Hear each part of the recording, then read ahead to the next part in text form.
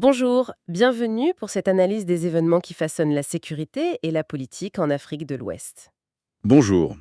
Nous allons en effet examiner les développements majeurs de ces 2 dernières semaines pour en saisir tous les enjeux.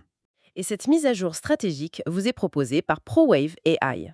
Oui, et pour cette discussion, nous nous basons sur une synthèse qui a été générée par Stylo News. C'est une plateforme d'intelligence artificielle qui agrège et qui structure l'information. Ce qui est intéressant avec cet outil, c'est que Stylo News est la version grand public d'un logiciel bien plus puissant, Stylo Intelops. Exactement. C'est un outil utilisé par des gouvernements, des armées, de grandes entreprises. Ce qui veut dire que ça nous donne accès à une perspective habituellement réservée aux grands décideurs. C'est un accès assez unique. Notre mission aujourd'hui est donc de décrypter les tendances de fond, d'analyser leurs répercussions à toutes les échelles, du local à l'international. Nous allons identifier les acteurs, leurs motivations et voir un peu où tout cela nous mène. Alors, plongeons dans le vif du sujet. Ce qui a dominé l'actualité, c'est une escalade très nette de l'insécurité, surtout au Niger et au Nigeria. Oui, on ne parle plus vraiment d'incidents isolés, on est face à des opérations organisées, coordonnées et de plus en plus sophistiquées. Le Niger, en particulier, a été le théâtre d'un événement très audacieux. Vous faites référence, je suppose, à l'attaque contre l'aéroport de la capitale, Niamey. C'est ça. Qu'est-ce qui rend cette attaque si significative? Ce n'est pas la première fois qu'un groupe armé frappe près d'une capitale. Non, bien sûr, mais le lieu est tout sauf anodin. Dans la nuit du 28 au 29 janvier, des tirs et des explosions ont retenti tout autour de l'aéroport international. D'accord. Or, ce site n'abrite pas que des infrastructures civiles. Il y a des bases militaires nigériennes et surtout le quartier général de la force conjointe de l'Alliance des États du Sahel, l'AES. Qui réunit le Niger, le Mali et le Burkina Faso. Voilà. Donc, frapper ici, c'est frapper au cœur symbolique et opérationnel de cette nouvelle alliance militaire. Et la réaction politique, elle, a été immédiate. Très forte. Le gouvernement du général Tiani a tout de suite pointé du doigt des acteurs extérieurs. Immédiate et accusatrice, oui. Dès le 29 janvier, la junte accuse publiquement la France, le Bénin et la Côte d'Ivoire de soutenir les assaillants. C'est une rhétorique qu'on connaît bien maintenant. Et sur le terrain, comment l'assaut a-t-il été géré? L'assaut a été repoussé par les forces nigériennes. Mais, et c'est un point clé, avec un appui notable de l'Africa Corps russe. Hmm. Le bilan officiel fait état d'au moins 20 assaillants tués, dont un Français, et 11 arrestations, et 4 blessés côté nigérien. Puis, 2 jours plus tard, une revendication arrive, celle de l'État islamique. Comment on interprète ce décalage entre l'accusation politique de la junte et la revendication djihadiste? C'est toute la complexité de la situation. Pour la junte, accuser la France est politiquement utile. Ça soude sa base, ça justifie le rapprochement avec Moscou. Et la revendication de l'EUI. Elle rappelle la réalité de la menace sur le terrain. Mais les deux ne sont pas forcément contradictoires. La junte peut très bien penser que ses ennemis extérieurs utilisent les groupes djihadistes. Quoi qu'il en soit, ça montre que le Niger est au centre d'un jeu d'influence extrêmement tendu. Cette attaque sur l'aéroport, est-ce qu'on doit la voir comme un coup d'éclat ponctuel ou est-ce que ça s'inscrit dans une offensive plus large? Les événements qui ont suivi semblent confirmer la deuxième hypothèse. Ce n'était pas un acte isolé. Quelques jours plus tard, entre le 4 et le 6 février, c'est la région de Tillabéri qui a été frappée. Une zone frontalière connue pour son instabilité. Malheureusement, oui. Des attaques coordonnées, menées à la fois par des groupes liés au JNIM, donc Al-Qaïda, et à l'État islamique, ont tué au moins 36 soldats nigérians. La pression sur l'armée est donc continuée et intense. Le Niger est donc sous une pression immense et j'imagine que cette pression ne s'arrête pas à la frontière. Juste au sud, au Nigeria, la situation semble encore plus explosive. Elle a atteint un niveau de violence de masse, c'est effroyable. Dans l'État de Kwara, on a assisté à un véritable déchaînement. Le 4 février, un raid de bandits a fait 35 morts dans un village. Mais c'est le lendemain que le bilan a été le plus lourd. Oui, le lendemain, c'est une opération d'une toute autre ampleur. Celle qui a fait plus de 170 morts. Que sait-on de cette attaque? On l'attribue à des factions de Boko Haram qui se seraient implantées dans le grand parc national de Kanji. C'est une sorte de sanctuaire pour eux. Et l'attaque a été coordonnée? Oui, sur plusieurs localités. Les sources décrivent des scènes d'une brutalité inouïe. Des habitants ligotés, exécutés. Il faut réaliser ce que ça signifie. Plus de 170 morts en un jour, dans une seule région. L'impact psychologique est dévastateur. Ce qui est particulièrement inquiétant, c'est que ces attaques ne sont plus confinées au nord-est, le berceau historique de Boko Haram. Exactement. C'est peut-être le signal le plus alarmant. L'insurrection se déplace vers les centres urbains du sud-ouest.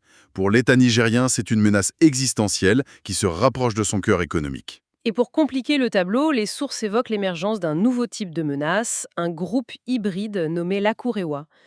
En quoi est-il différent? L'Akurewa est l'exemple parfait de la mutation de la menace.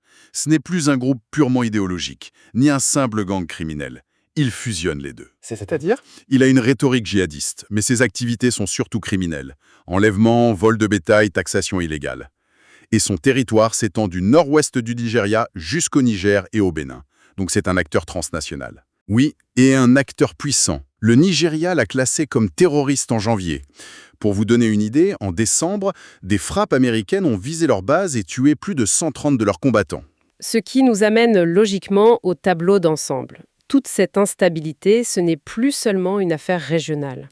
Non, c'est devenu un enjeu majeur dans la compétition entre les grandes puissances. Cette crise sécuritaire est l'échiquier sur lequel se joue une partie bien plus grande. Et le mouvement le plus spectaculaire, il vient de Washington.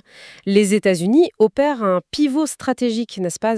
Oui, un pivot majeur avec une approche à 2 vitesses. La première vitesse concerne le Nigeria. Qui est perçu comme un partenaire incontournable. Absolument. Face à l'expansion de Boko Haram, Washington a décidé de renforcer massivement son soutien à Abuja. Matériel, renseignement, formation, l'idée est d'en faire l'ancre de la stabilité dans la région. Et la deuxième vitesse, beaucoup plus radicale, elle, concerne les pays du Sahel. C'est là que le changement est le plus frappant. Par la voix d'un de ses responsables, l'administration américaine a officialisé un virage à 180 degrés. Fini le discours sur la démocratie comme préalable à la coopération. Le nouveau mot d'ordre, c'est le pragmatisme. Qu'est-ce que ça veut dire concrètement? Ça veut dire que, en substance, Washington dit « Nous préférons une jeune stable qui combat les djihadistes et nous garantit l'accès au lithium et à l'uranium plutôt qu'une démocratie fragile qui pourrait basculer. » C'est un séisme diplomatique. Oui. La sécurité et les minerais critiques priment désormais sur les principes démocratiques. C'est un signal très clair envoyé à toute la région. Et un tel changement de la part des États-Unis crée forcément un appel d'air qui s'y engouffre. La Russie, sans la moindre hésitation. Moscou a profité de la rupture entre les pays de l'AES et la France pour s'imposer comme le nouveau partenaire sécuritaire de référence. On l'a vu à Niamey. On l'a vu à Niamey avec son Africa Corps, et Moscou ne se contente pas du terrain militaire, elle mène aussi la guerre de l'information. C'est-à-dire? Le SVR, le renseignement extérieur russe, a publiquement appuyé les accusations des régimes sahéliens contre la France. C'est une manière d'attiser le sentiment anti-français et de légitimer sa propre présence. Pendant ce temps, que font les acteurs historiques, la France et l'Europe? Ils semblent en grande partie spectateurs. L'influence française s'est effondrée et quant à l'Union européenne, les sources pointent une perception d'un manque de stratégie claire et unifiée. Ce vide laisse le champ libre au duel entre Américains et Russes. Cette polarisation internationale doit avoir des conséquences sur les dynamiques régionales. Je pense notamment à la CEDEAO. Oui, elle affaiblit considérablement les organisations régionales. L'APS a été créée pour faire bloc contre les pressions de la CEDEAO. Et les sanctions économiques? Elles ont un coût réel pour les populations. On parle d'une hausse de 21% des prix alimentaires au Niger. Mais elles n'ont pas fait plier les jantes. Et maintenant que Washington traite directement avec ces mêmes jantes, quelle crédibilité reste-t-il à la CEDEAO? Son autorité est très ébranlée. En dehors des conflits, il y a la question de la stabilité interne des États. Le Nigeria, malgré le soutien américain, connaîtrait des turbulences au sein de son armée. C'est un point crucial. Fin janvier, l'armée nigériane a annoncé qu'une quinzaine d'officiers arrêtés en octobre 2025 allaient passer en cour martiale. L'accusation est extrêmement grave. Complot en vue d'un coup d'État. Un complot contre le président Tinubu. Est-ce que ça risque de paralyser l'armée de l'intérieur au moment où elle est le plus sollicitée? C'est exactement le risque. Une armée qui doit surveiller ses propres officiers est une armée dont l'efficacité est menacée. Et l'affaire a aussi une dimension politique. Ah oui? L'avocat des droits de l'homme, Femi Falana, a critiqué le commandement pour avoir d'abord nié l'existence de ce complot. Ça pose des questions de transparence et de confiance entre le pouvoir civil et le pouvoir militaire. Et si l'on se tourne vers les pays de l'AES, comment la situation des droits humains évolue-t-elle sous les jantes? Le focus sur la sécurité se fait au détriment des libertés. C'est une conséquence quasi mécanique. Pour consolider leur pouvoir, les régimes militaires ont dissous les institutions démocratiques et mènent une politique de répression contre toute dissidence. La liberté de la presse doit être l'une des premières victimes. Oui, et on a des exemples très concrets. Au Mali, le journaliste Youssouf Sissoko a été arrêté. Son crime, avoir publié un article critique envers la junte. Au Niger. Au Niger, pas au Mali. Au Niger. Ça montre une sorte de solidarité répressive entre les régimes de l'AES. Critiquer l'un, c'est s'attaquer à tous. Ça étouffe le débat public dans toute la région. Et ce ne sont pas que des cas isolés, j'imagine. Non. Un rapport récent de Human Rights Watch dresse un tableau très sombre. Il confirme une hausse des violences des libertés, mais il documente aussi des exactions commises non seulement par les groupes armés, mais aussi par les forces de sécurité étatiques. Ce qui crée un cercle vicieux. Voilà. La violence de l'État, censée protéger, devient elle-même une source de peur et risque au final d'alimenter le recrutement des groupes extrémistes. Bon, si on essaye de faire la synthèse, on voit une région sahélienne et un Nigeria pris dans une spirale de violence.